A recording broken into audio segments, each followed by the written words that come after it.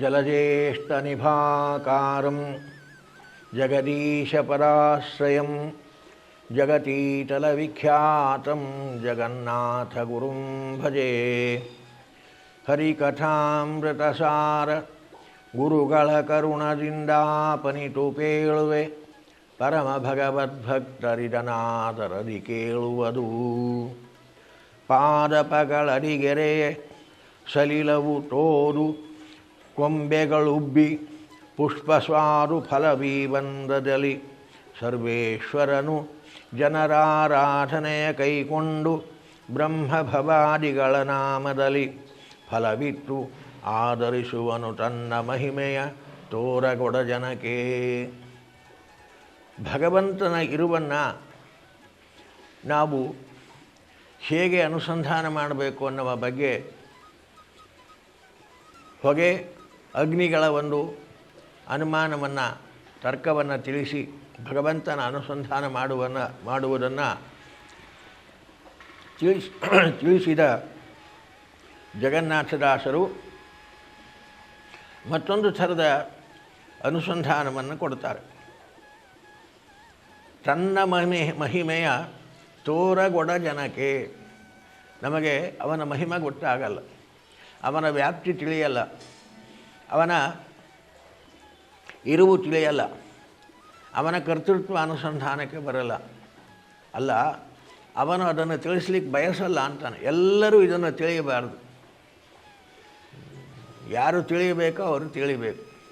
ಅದಕ್ಕೋಸ್ಕರವಾಗಿ ಭಗವಂತ ತನ್ನ ಮಹಿಮೆಯನ್ನು ಎಲ್ಲರಿಗೆ ತೋರುಗೊಡಲ್ಲ. ಅದನ್ನು ಗುರುಗಳ ಸೇವೆ ಮಾಡಿ, ಗುರುಗಳ ಅಧೀನನಾಗಿ, ಸಚ್ಛಾಸ್ತ್ರಗಳನ್ನು ಪ್ರಾಚೀನ ಪದ್ಧತಿಗೆ ಅನುಗುಣವಾಗಿ ಅಧ್ಯಯನ ಮಾಡಿ, ಆ ಗುರುಪ್ರಸಾದದಿಂದ ನಾವು ಆ ಭಗವಂತನ ಅನುಸಂಧಾನವನ್ನು ತಂದುಕೋಬೇಕು. ಅವರ ಅನುಗ್ರಹದಿಂದ ಅದನ್ನು ಪಡೆದು ಆ ರೀತಿಯಾಗಿ ಉಪಾಸನೆಯನ್ನು ಮಾಡಬೇಕು. ಉಳಿದವರಿಗೆ ಅದು ಗೋಚರ ಆಗಬಾರ್ದು, ಗೋಚರ ಆಗಲ್ಲ. ಇದು ಭಗವಂತನ ಸಂಕಲ್ಪ ಅಂತಾರೆ ದಾಸರು. ಹೇಗೆ ಅನ್ನುವುದಕ್ಕೆ ಒಂದು ದೃಷ್ಟಾಂತವನ್ನು ಕೊಡ್ತಾರೆ ಅವರು. ನಮಗೆ ಒಂದು ಒಳ್ಳೆಯ ಹೂವಿನ ಬಳ್ಳಿ, ಹೂವಿನ ಮರ, ಹಣ್ಣಿನ ಮರ ಇವೆಲ್ಲ ನಮಗೆ ಹೂವು ಹಣ್ಣುಗಳನ್ನು ಕೊಡ್ತಾವೆ. ಆ ಹೂವು ಹಣ್ಣುಗಳು ನಮಗೆ ಮರದಲ್ಲಿ, ಬಳ್ಳಿಯಲ್ಲಿ ದೊರಕೋದಲ್ಲಿ ಕೊಂಬೆಗಳಲ್ಲಿ. ಹಣ್ಣು ನಮಗೆ ದೊರಕೋದು ಕೊಂಬೆಯಲ್ಲಿ, ಹೂವು ನಮಗೆ ದೊರಕೋದು ಕೊಂಬೆಯಲ್ಲಿ. ಕೊಂಬೆಗಳಲ್ಲಿ ನಮಗೆ ಹೂವು ಹಣ್ಣುಗಳು ದೊರಕಿತು ಅಂತ ನಾವು ನೀರನ್ನು, ಗೊಬ್ಬರವನ್ನು ಕೊಂಬೆಗಳಿಗೆ ಕಟ್ಟಲಿಕ್ಕಾಗುತ್ತೋ? ನಾವು ನೀರು ಹಾಕೋದೆಲ್ಲಿ? ಬೇರಿಗೆ. ಬೇರಿಗೆ ನೀರು ಹಾಕಿದರೆ ಬೇರು ನೀರನ್ನು ತೆಗೆದುಕೊಂಡು ಏನು ಆಹಾರ ಬೇಕು ಅದನ್ನು ಕೊಂಬೆಗಳಿಗೆ ಕಳಿಸಿ, ಕೊಂಬೆಗಳ ಮುಖಾಂತರ ನಮಗೆ ಹೂವು ಹಣ್ಣುಗಳನ್ನು ಕೊಡುತ್ತದೆ ಮರ. ಹೂವು ಹಣ್ಣುಗಳು ನಮಗೆ ಕೊಂಬೆಯಲ್ಲಿ ದೊರಕಿತ್ತು ಅಂತ ಕೊಂಬೆಗೆ ಹೂವು ಗೊಬ್ಬರಗಳನ್ನು ಹಾಕೋದಲ್ಲ, ಬೇರಿಗೆ ಹಾಕ್ತೇವೆ ನಾವು. ಇದು ಒಳ್ಳೆಯ ಹೂವು ಕೊಡ್ತಾ ಇದೆ, ಇದು ಒಳ್ಳೆಯ ಹಣ್ಣುಗಳನ್ನು ಕೊಡ್ತಾ ಇದೆ, ಇದು ಇನ್ನೂ ಚೆನ್ನಾಗಿ ಹಣ್ಣು ಹೂವುಗಳನ್ನು ಕೊಡಬೇಕು ಅಂತ ನಾವೇನು ಮಾಡ್ತೇವೆ? ಆ ಬಡ್ಡೆಗೆ, ಬೇರಿಗೆ ರಸಗೊಬ್ಬರ, ನೀರುಗಳನ್ನು ಹಾಕ್ತೇವೆ.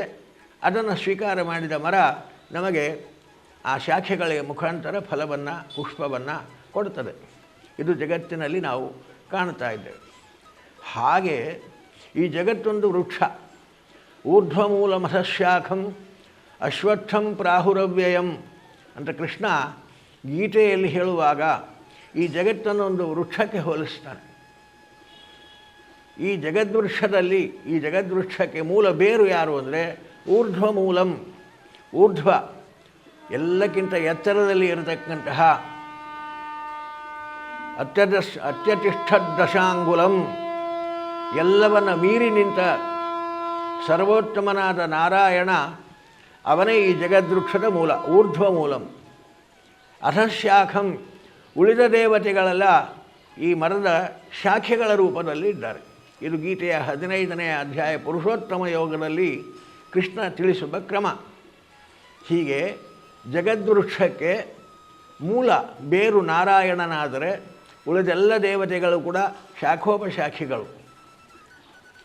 ಶಾಖೋಪಶಾಖೆಗಳ ಮುಖಾಂತರ, ದೇವತೆಗಳ ಮುಖಾಂತರ ಭಗವಂತ ನಮಗೆ ವಿವಿಧವಾಗಿರತಕ್ಕಂತಹ ಫಲಗಳನ್ನು ಕೊಡಿಸ್ತಾನೆ.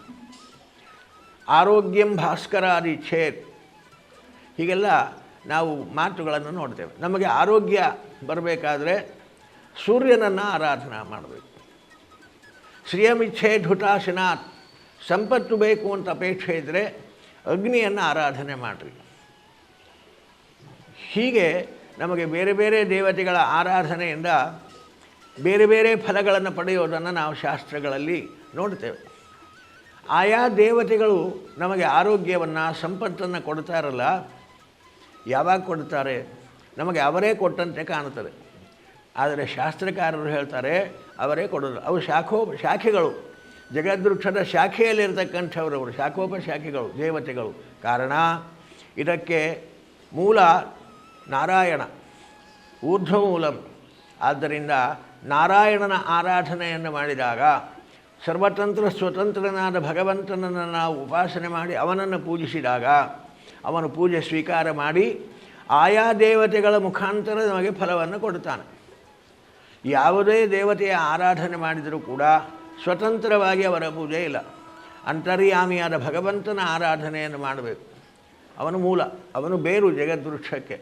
ಅವನನ್ನು ಆರಾಧನೆ ಮಾಡಿದಾಗ, ಅವನ ಪೂಜೆ ಇರುವಂತ ನಾವು ಅನುಸಂಧಾನ ಮುಖಾಂತರ ಮಾಡಿದಾಗ ಆಗ ಆ ಪೂಜೆಯನ್ನು ಭಗವಂತ ಸ್ವೀಕಾರ ಮಾಡಿ ದೇವತೆಗಳ ಮುಖಾಂತರ ನಮಗೆ ಯಾವ ಫಲ ಕೊಡಬೇಕೋ ಆ ಫಲವನ್ನು ಭಗವಂತ ಕೊಡ್ತಾನೆ. ಹಾಗಾಗಿ ಮಾಡಿದ ಆರಾಧನೆ ಅದು ನಾರಾಯಣನ ಆರಾಧನೆ. ಯಾವುದೇ ಅಧಿಷ್ಠಾನದಲ್ಲಿ ಮಾಡಿದರೂ ಕೂಡ ಅದು ನಾರಾಯಣನ ಆರಾಧನೆ ಎನ್ನುವ ಅನುಸಂಧಾನ ಇರಬೇಕು. ಆಕಾಶಾತ್ ಪತಿತಂ ತೋಯಂ ಯಥಾ ಗಚ್ಚತಿ ಸಾಗರಂ ಸರ್ವದೇವ ನಮಸ್ಕಾರ ಕೇಶವಂ ಪ್ರತಿಗಚ್ಚತಿ ಅಂತ ಸಾಮಾನ್ಯವಾಗಿ ಸಂಧ್ಯಾವಂದನೆ ಮಾಡುವ ಎಲ್ಲರಿಗೂ ಈ ಮಂತ್ರ ಬರ್ತದೆ, ನಿತ್ಯದಲ್ಲಿ ಹೇಳ್ತೀರಿ. ಆದರೆ ಅದರ ಅನುಸಂಧಾನ ಬರಲ್ಲ. ಆಕಾಶದಿಂದ ಬಿದ್ದ ನೀರು ಅದು ಸಮುದ್ರವನ್ನೇ ಹೋಗಿ ಸೇರ್ತದೆ. ಹಾಗೆ ಮಾಡಿದ ನಮಸ್ಕಾರ ಸರ್ವದೇವ ನಮಸ್ಕಾರ, ನಾವು ಯಾರಿಗೇ ನಮಸ್ಕಾರ ಮಾಡಿದರೆ ಅದು ಅಂತರ್ಯಾಮಿಯಾದ ಭಗವಂತನನ್ನೇ ಸೇರ್ತದೆ ಅಂತ ಅರ್ಥ. ಆದ್ದರಿಂದ ಅವನ ಆರಾಧನೆಯನ್ನು ಮಾಡಿದಾಗ ಅವನು ಅದನ್ನು ಸ್ವೀಕಾರ ಮಾಡ್ತಾನೆ. ಬೇರು ನಾವು ಹಾಕಿದ ನೀರು ಗೊಬ್ಬರಗಳನ್ನು ಸ್ವೀಕಾರ ಮಾಡ್ತದೆ. ಸ್ವೀಕಾರ ಮಾಡಿ ಕೊಂಬೆಗಳ ಮುಖಾಂತರ ಹೂ ಹಣ್ಣುಗಳನ್ನು ಕೊಡ್ತದೆ. ಹಾಗೆ ಈ ಜಗದ್ವೃಕ್ಷಕ್ಕೆ ಬೇರಿನ ಸ್ಥಾನದಲ್ಲಿರುವ ಸ್ವತಂತ್ರನಾದ ನಾರಾಯಣ ನಮ್ಮ ಆರಾಧನೆ, ಆ ಗೊಬ್ಬರ ನೀರುಗಳನ್ನು ಸ್ವೀಕಾರ ಮಾಡಿ ನಮ್ಮ ಆರಾಧನೆ ಭಕ್ತಿಯಿಂದ ಮಾಡಿದ ಅವನಿಗೆ ಸಮರ್ಪಿಸಿದ ಎಲ್ಲವೂ ಕೂಡ ಅದನ್ನು ತಾನು ಸ್ವೀಕಾರ ಮಾಡಿ ನಮಗೆ ಬೇಕಾದ ಫಲವನ್ನು ದೇವತೆಗಳ ಮುಖಾಂತರ ಕೊಡಿಸ್ತಾನೆ. ಚತುರ್ಥ ಸ್ಕಂದ ಭಾಗವತದಲ್ಲಿ ಪ್ರಚೇತಸರು ಅಂತ ಧ್ರುವನ ವಂಶದಲ್ಲಿ ಬಂದಿರತಕ್ಕಂಥವ್ರು. ಆ ಪ್ರಚೇತಸರು ಒಂದು ಯಜ್ಞವನ್ನು ಮಾಡ್ತಾರೆ. ಆ ಪ್ರಚೇತಸರ ಯಜ್ಞಕ್ಕೆ ಬಂದ ನಾರದರು ಆ ಪ್ರಚೇತಸರಿಂದ ಪ್ರಾರ್ಥಿತರಾಗಿ ನಮಗೆ ಅಧ್ಯಾತ್ಮ ವಿದ್ಯೆಯನ್ನು ಹೇಳ್ರಿ, ನಮಗೆ ಉಪದೇಶ ಮಾಡಿರಿ ಅಂತ ಪ್ರಾರ್ಥಿಸಿದಾಗ ನಾರದರು ಆ ಪ್ರಚೇತಸರಿಗೆ ಹೇಳಿದ ಮಾತು ಇದೆ. ಆ ಮಾತನ್ನೇ ಕನ್ನಡದಲ್ಲಿ ಅನುವಾದ ಮಾಡಿಕೊಡ್ತಾರೆ ಜಗನ್ನಾಥದಾಸರು. ಯಥಾ ತರೋರ್ಮೂಲ ನಿಷೇಚನೇನ ತೃಪ್ಯಂತಿ ತಸ್ಕಂದ ಭುಜೋಪಶಾಖಾ ಪ್ರಾಣೋಪಹಾರಾಚ್ಛ ಯತೇಂದ್ರಿಯಾಣಾಂ ತಥೈವ ಸರ್ವಾರ್ಪಣ ಮಚ್ಚುತೇಜ್ಯ ಅಂತ ಚತುರ್ಥ ಸ್ಕಂದದಲ್ಲಿ ನಾರದರ ಮಾತಿದು. ಯಥಾ ತರೋರ್ಮೂಲ ನಿಷೇಚನೇನ, ತರೋಹೋ ಮೂಲ, ಆ ಬೇರಿಗೆ ನಾವು ನಿಷೇಚನೇನ ನೀರು ಹಾಕುವುದರಿಂದ ತೃಪ್ಯಂತಿ ಎಲ್ಲ ಕೊಂಬೆಗಳು ಚೆನ್ನಾಗಿ ಬೆಳೀತವೆ, ಚಿಗುರ್ತವೆ, ಚೆನ್ನಾಗಿ ಬಲಿಷ್ಠವಾಗಿ ಬೆಳೀತವೆ, ಹೂ ಹಣ್ಣುಗಳನ್ನು ಕೊಡ್ತವೆ. ಹಾಗೆ ಸರ್ವಾರ್ಪಣಂ ಎಲ್ಲ ಪೂಜೆಗಳು ಕೂಡ ಭಗವಂತನ ಪೂಜೆ ಅಂತ ನಾವು ಮಾಡಿದಾಗ ಭಗವಂತ ಶಾಖೋಪಶಾಖ ಸ್ಥಾನದಲ್ಲಿದ್ದ ದೇವತೆಗಳ ಮುಖಾಂತರ ನಮಗೆ ಫಲ ಕೊಡ್ತಾನಪ್ಪ. ಕಾರಣ ಎಲ್ಲವೂ ಅವನಿಗೆ ಸಮರ್ಪಣೆ ಆಗಬೇಕು. ಪ್ರತಿಯೊಂದು ಭಗವತ್ಪರವಾಗಿ ಇರಬೇಕು. ಯಾವ ದೇವತೆಗಳ ಆರಾಧನೆ ಪ್ರತ್ಯೇಕವಾಗಿ ಮಾಡಬಾರ್ದು. ಪ್ರತ್ಯೇಕವಾಗಿ ಮಾಡಿದರೆ ಅವರಿಗೆ ಗೊಬ್ಬರವನ್ನು ನೀರನ್ನು ನಾವು ಕೊಂಬೆ ಕೊಟ್ಟು ತಗೊಳ್ಳಿಕ್ಕಾಗತ್ತೆ? ಅದಕ್ಕೆ ತಗೊಳ್ಳಲ್ಲದು, ಕೊಳೆತು ಹೋಗ್ತದೆ ಅಷ್ಟೇ. ಹಾಗೆ ಪ್ರತ್ಯೇಕವಾಗಿ ದೇವತೆಗಳ ಪೂಜೆ ಅಂತಿಲ್ಲ, ಅಂತರ್ಯಾಮಿ ಪೂಜೆ ಮಾಡಬೇಕು. ಸರ್ವತಂತ್ರ ಸ್ವತಂತ್ರ ಸರ್ವೋತ್ತಮ ಅಂತ ಅವನನ್ನು ಆರಾಧನೆ ಮಾಡಿದಾಗ ಭಗವಂತ ಅದನ್ನು ಸ್ವೀಕಾರ ಮಾಡಿ ಯಾವ್ಯಾವ ದೇವತೆಗಳ ಮುಖಾಂತರ ನಮಗೇನೇನು ಫಲ ಕೊಡಬೇಕೋ ಆ ದೇವತೆಗಳ ಮುಖಾಂತರ ಭಗವಂತನೇ ಕೊಡ್ತಾನೆ. ಸ್ವತಂತ್ರವಾಗಿ ಯಾರ ಆರಾಧನೆ ಇಲ್ಲ ಅನ್ನುವಂತೆ ಆ ಸರ್ವತಂತ್ರ ಸ್ವತಂತ್ರನಿಗೆ ಸರ್ವ ಸಮರ್ಪಣೆ ಆಗಬೇಕು ಅನ್ನುವಂತೆ ನಾರದರು ಅಲ್ಲಿ ತಿಳಿಸ್ತಾರೆ. ಇದು ಲೌಕಿಕವಾದ ಒಂದು ದೃಷ್ಟಾಂತದಲ್ಲಿಯೂ ಕೂಡ ನಾವು ತಿಳಿಯಬಹುದಾಗಿದೆ. ಬೀಗರ ಮನೆಗೆ ಹೋಗ್ತಾರೆ ಒಬ್ಬರು. ಬೀಗರ ಮನೆಗೆ ಹೋಗುವಾಗ ಬರೀ ಕೈಯಲ್ಲಿ ಹೋಗುವ ಪದ್ಧತಿ ಇಲ್ಲ, ಸಂಪ್ರದಾಯ ಇಲ್ಲ. ಏನೋ ತಿಂಡಿ ಪದಾರ್ಥಗಳು, ಮನೆಯಲ್ಲಿ ಚಿಕ್ಕ ಚಿಕ್ಕ ಮಕ್ಕಳಿರ್ತಾರೆ, ಬೀಗರ ಮನೆಯಲ್ಲಿ ಮೊಮ್ಮಕ್ಕಳೆಲ್ಲ ಇರ್ತಾರೆ, ಅವರಿಗೆಲ್ಲ ತಿಂಡಿ ಪದಾರ್ಥಗಳು, ಅವರ ಮನೆಯಲ್ಲಿ ಮುತ್ತೈದೆಯರು ಇರ್ತಾರೆ, ಅವರಿಗೆಲ್ಲ ಹೂವು ಹಣ್ಣುಗಳು ಇದನ್ನೆಲ್ಲ ಹಿಡ್ಕೊಂಡು ಹೋಗತಕ್ಕಂತಹ ಸಂಪ್ರದಾಯ ಲೋಕಾರೂಢಿಯಲ್ಲಿ ಕೂಡ ಉಂಟು. ಬೀಗರ ಮನೆಗೆ ಹೋದ ಈ ಬೀಗ ಹೋಗುವಾಗ ಹಣ್ಣು ಹೂವು ತಿಂಡಿ ಪದಾರ್ಥ ಎಲ್ಲ ತೊಗೊಂಡು ಹೋಗಿ ಏನು ಮಾಡ್ತಾನೆ, ಆ ಮನೆಯವರಿಗೆಲ್ಲ ಯಾರ್ಯಾರಿಗೆ ಬೇಕನ್ನೋ ಅದನ್ನು ಅವನು ಹಂಚಲ್ಲ. ಅವನು ತೊಗೊಂಡು ಹೋಗಿ ಆ ಮನೆಯ ಯಜಮಾನ ಬೀಗ ಏನಿದ್ದಾನೆ ಆ ಬೀಗನ ಮುಂದೆ ಇಟ್ಟುಬಿಡ್ತಾನೆ. ಆ ಪದಾರ್ಥಗಳನ್ನು ಒಯ್ದ ಹಣ್ಣು ಇರ್ಬೋದು, ಹೂವಿರ್ಬೋದು, ಅವನೇನು ತಿಂಡಿ ಪದಾರ್ಥಗಳಿರ್ಬೋದು ಎಲ್ಲ ಅಲ್ಲಿ ಇಟ್ಟು ಬಿಡ್ತಾನೆ. ಇಟ್ಟು ಯೋಗಕ್ಷೇಮ ವಿಚಾರ ಮಾಡ್ತಾನೆ. ಆಗ ಯಜಮಾನ ಅದನ್ನು ತೊಗೊಂಡು ಹೂ ಯಾರಿಗೆ ಕೊಡಬೇಕು ಅವರಿಗೆ ಹೂ ಕೊಡ್ತಾನೆ, ತಿಂಡಿ ಯಾರಿಗೆ ಕೊಡಬೇಕು ಅವರಿಗೆ ಕೊಡ್ತಾನೆ, ಹಣ್ಣು ಯಾರಿಗೆ ಕೊಡಬೇಕು ಅವರಿಗೆ ಆ ಯಜಮಾನ ಹಂಚುತ್ತಾನೆ. ಇವನು ಹೂ ತೊಗೊಂಡು ಹೋಗಿ ನಿಮ್ಮ ಮನೆಯವ್ರನ್ನ ಕರೀ ಹೂ ಕೊಡ್ತೇನೆ ಅಂದರೆ ಅಪಹಾಸ್ಯ ಆಗಲ್ವಾ? ಹಾಗೆ ಭಗವಂತನೇ ಕೊಡಬೇಕು. ನಾವು ಏನು ಮಾಡಿದರೂ ಸಮರ್ಪಣೆ ಭಗವಂತನಿಗೆ ಆಗಬೇಕು. ಭಗವಂತ ಅದನ್ನು ಸ್ವೀಕಾರ ಮಾಡಿ ಯಾರ್ಯಾರಿಗೆ ಏನೇನು ಕೊಡಬೇಕು, ಯಾರ ಮುಖಾಂತರ ಏನು ಕೊಡಿಸ್ಬೇಕು ಭಗವಂತ ಆಲೋಚನೆ ಮಾಡಿ ಕೊಡಿಸ್ತಾನೆ. ಇದು ದಾಸರ ಅಭಿಪ್ರಾಯ. ಅದನ್ನು ಈ ಪದ್ಯದಲ್ಲಿ ಬಹಳ ಸ್ಪಷ್ಟವಾಗಿ ಹೇಳ್ತಾರೆ. ಪಾದಪಗಳ ಅಡಿಗೆ ಎರೆಯೇ. ಪಾದಪ ಅಂದರೆ ಮರಗಳನ್ನು ಪಾದಪ ಅಂತ ಕರೀತಾರೆ ಸಂಸ್ಕೃತದಲ್ಲಿ. ಯಾಕೆಂದರೆ ಅದು ಕಾಲಿನಿಂದ ನೀರು ಕುಡಿತದೆ, ಪಾದದಿಂದ ಪಾನ ಮಾಡ್ತದೆ. ಅದಕ್ಕೆ ಬೇರಿಗೆ ನೀರು ಹಾಕಿದರೆ ಅದು ಕುಡಿದು ನೀರು ಮೇಲೆ ಹೋಗ್ತದೆ. ತೆಂಗಿನ ಗಿಡಕ್ಕೆ ನಾವು ನೀರು ಕೆಳಗೆ ಹಾಕಿದರೆ ಮೇಲೆ ತೆಂಗಿನಕಾಯಿಯಲ್ಲಿ ನೀರು ಬರ್ತದೆ, ಕಾಲಿನಿಂದ ನೀರು ಕುಡಿತದೆ ಅಂತ. ಹೀಗೆ ಪಾದಪ ಅಂತ ಕರೀತಾರೆ. ಊರ್ಧ್ವಸ್ರೋತಗಳು, ಮರಗಳು ಊರ್ಧ್ವಸ್ರೋತಗಳು. ಕೊಟ್ಟ ಆಹಾರ ಮೇಲ್ಮುಖವಾಗಿ ಹೋಗ್ತದೆ. ಅದಕ್ಕೆ ಮನುಷ್ಯರೆಲ್ಲ ಅಧಸ್ರೋತರು, ಕೊಟ್ಟ ಆಹಾರ ಕೆಳಗಡೆಗೆ ಹೋಗ್ತದೆ, ಮೇಲೆ ಹೋಗಲ್ಲ. ಇನ್ನು ಪ್ರಾಣಿಗಳೆಲ್ಲ ತಿರ್ಯಶ್ರೋತಗಳು, ಅದಕ್ಕೆ ಹಾಕಿದ ಆಹಾರ ಅಡ್ಡವಾಗಿ ಹೋಗ್ತದೆ. ಮನುಷ್ಯರಿಗೆ ಕೆಳಗಡೆಗೆ, ಮರಗಳಿಗೆ ಮೇಲ್ಭಾಗ, ಪ್ರಾಣಿಗಳಿಗೆ ಅಡ್ಡ, ತಿರ್ಯಶ್ರೋತ ಅಂತ. ತಿಂದದ್ದು ಅಡ್ಡವಾಗಿ ಹೋಗ್ತದೆ. ಹಾಗೆ ಪಾದಪ ಅಂದರೆ ಹೀಗೆ ಊರ್ಧ್ವಶ್ರೋತ, ಕೆಳಗೆ ಹಾಕಿದ ನೀರು ಮೇಲೆ ಅದಕ್ಕೆ ಆಹಾರವಾಗಿ ಹೋಗ್ತದೆ. ಅದರಿಂದ ಪಾದಪ ಅಂತ ಕರೀತಾರೆ ಮಕ್ಕಳಿಗೆ. ಇಂತಹ ಪಾದಪಗಳ ಅಡಿಗೆ ಎರೆಯೇ.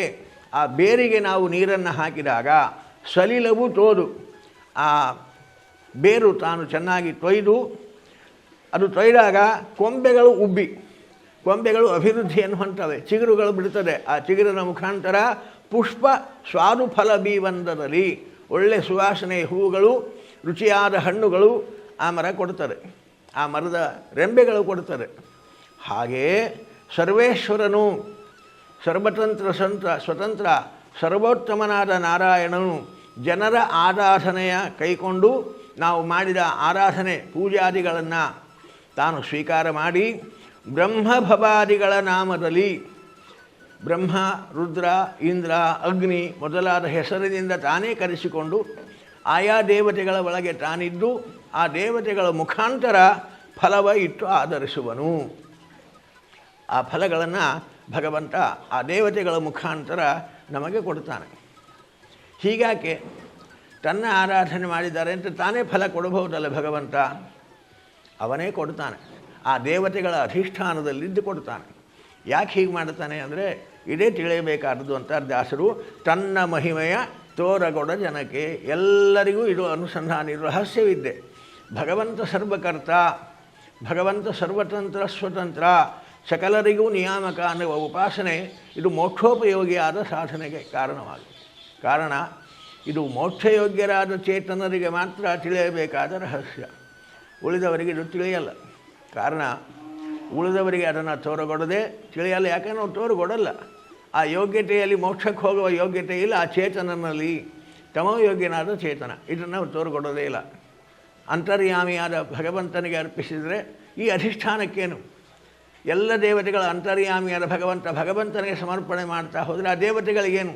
ಏನಿಲ್ಲ ಹಾಗಾಗ್ತಲ್ಲ, ಏನಿಲ್ಲ ಹಾಗಾಗಲ್ಲ. ಭಗವಂತ ಸ್ವೀಕಾರ ಮಾಡಿ ಕೊಡ್ತಾನೆ, ರಸ ವಿಭಾಗ ಮಾಡಿ. ಈ ಕಲ್ಪನೆ ಬರೋದೇ ಇಲ್ಲ. ಹೀಗೆ ವಾದ ಮಾಡೋರು ಇದ್ದಾರೆ. ಆದ್ದರಿಂದ ಹೀಗೆ ಭಗವಂತ ತನ್ನ ಸ್ವಾತಂತ್ರ್ಯ, ತನ್ನ ಸರ್ವೋತ್ತಮತ್ವ ಜ್ಞಾನವನ್ನು ಯಾರಿಗೆ ಕೊಡಬೇಕೋ, ಯಾರಿಗೆ ಕೊಟ್ಟು ಆ ಸಾಧನೆಯನ್ನು ಮಾಡಿಸಿ ಮೋಕ್ಷಕ್ಕೆ ಕರೆದುಕೊಂಡು ಹೋಗಬೇಕು ಅಂತ ಇಚ್ಛೆ ಪಡುತ್ತಾನೋ ಅಂಥವರಿಗೆ ಇದನ್ನು ತೋರುಗೊಡುತ್ತಾನೆ. ಉಳಿದವರಿಗೆ ಅವನು ತೋರುಗೊಡಲ್ಲ. ತೋರಗೊಡನು ತನ್ನ ಮಹಿಮೆಯ ತೋರಗೊಡ ಜನಕ್ಕೆ. ಸಾಮಾನ್ಯರಾಗಿರತಕ್ಕಂತಹ ಚೇತನರಿಗೆ ತನ್ನ ಈ ಮಹಿಮೆಯನ್ನು ತೋರಿಸೋದೇ ಇಲ್ಲ. ನನಗೆ ಶಿವನ ಸೇವೆ ಮಾಡಿದೆ, ಶಿವ ಅನುಗ್ರಹ ಮಾಡಿದ. ನಾನು ನವಗ್ರಹ ಪೂಜೆ ಮಾಡಿದೆ, ನವಗ್ರಹ ದೇವತೆಗಳು ನನಗೆ ಅನುಗ್ರಹ ಮಾಡಿದರು. ಮೃತ್ಯುಂಜಯನ ಆರಾಧನೆ ಮಾಡಿದೆ, ನನ್ನ ಅಪಮೃತ್ಯು ಪರಿಹಾರವಾಯಿತು. ಹೀಗೆ ಯಾರ್ಯಾರದು ಆರಾಧನೆ ಮಾಡಿದೆ, ಯಾರ್ಯಾರೋ ನನಗೆ ಈ ಫಲ ಕೊಟ್ಟು ಅನ್ನುವ ಭ್ರಮೆಯನ್ನೇ ಕೊಡ್ತಾನೆ ಹೊರತು ಅಂತರ್ಯಾಮಿಯಾಗಿದ್ದು ಭಗವಂತ ಇದನ್ನು ಸ್ವೀಕಾರ ಮಾಡಿ ಆ ಮುಖಾಂತರ ನನ್ನ ಈ ಆಪತ್ತನ್ನು ಕಳೆದ ಅನ್ನುವ ಚಿಂತನೆ ಬಂತೋ ಅವನು ಮೋಕ್ಷಯೋಗ್ಯ ಚೇತನ. ಅಂಥವರಿಗೆ ಮಾತ್ರ ಈ ಅಂತರ್ಯಾಮಿ ಚಿಂತನೆಯನ್ನು ಭಗವಂತ ಕೊಡ್ತಾನೆ. ತನ್ನ ವ್ಯಾಪ್ತಿಯನ್ನು ತಿಳಿಸ್ತಾನೆ. ಸಕಲ ದೇವತೆಗಳಲ್ಲೂ ತಾನಿದ್ದು ಆಯಾ ಫಲಗಳನ್ನು ಕೊಡ್ತಾ ಇದ್ದಾನೆ ಎನ್ನುವ ಚಿಂತನೆ ಇದು ಅವರಿಗೆ ಮಾತ್ರ ತೋರುಗೊಡ್ತಾನೆ. ಅನ್ಯರಿಗೆ, ಸಾಮಾನ್ಯರಿಗೆ ರಹಸ್ಯ ಭಗವಂತ ಹೊಳಸಲ್ಲ ಅನ್ನತಕ್ಕಂತಹ ರೀತಿಯಲ್ಲಿ ಆ ಭಗವಂತನ ವ್ಯಾಪ್ತಿಯನ್ನು ನಮಗೆ ತಿಳಿಸಿ ಹೇಳ್ತಾರೆ ಈ ಪದ್ಯದಲ್ಲಿ. ಮುಂದೆ ಭಗವಂತನು ಹೀಗೆ ಹೇಳ್ತಾ ದಾಸರು ಇದ್ದಕ್ಕಿದ್ದ ಹಾಗೆ ತಾವು ಪರವಶರಾಗಿ ಭಗವಂತನನ್ನು ಬೇರೆ ಬೇರೆ ವಿಶೇಷಣಗಳಿಂದ ಸ್ತೋತ್ರ ಮಾಡಿಬಿಡ್ತಾರೆ. ವ್ಯಾಪ್ತಿ ಹೇಳ್ತಕ್ಕಂಥ ಅವರು ಭಗವಂತನ ವಿಚಿತ್ರವಾಗಿರತಕ್ಕಂತಹ ಗುಣಾನುಸಂಧಾನವನ್ನು ಮಾಡ್ತಾ ಅವನನ್ನು ಸ್ತೋತ್ರ ಮಾಡ್ತಾರೆ. ಮುಂದಿನ ಪದ್ಯದಲ್ಲಿ ಅದೇನು ಗುಣಾನುಸಂಧಾನ ನಾಳಿನ ಪ್ರವಚನದಲ್ಲಿ ಮತ್ತೆ ಮುಂದುವರಿಸಿ ಶ್ರವಣ ಮಾಡೋಣ. ಮಧ್ವೇಶಾರ್ಪಣಮಸ್ತು. ವಿಶ್ವ ಪ್ಲಸ್ ಜನಹಿತಕ್ಕಿದು ಜ್ಞಾನದ ಜಾಲ.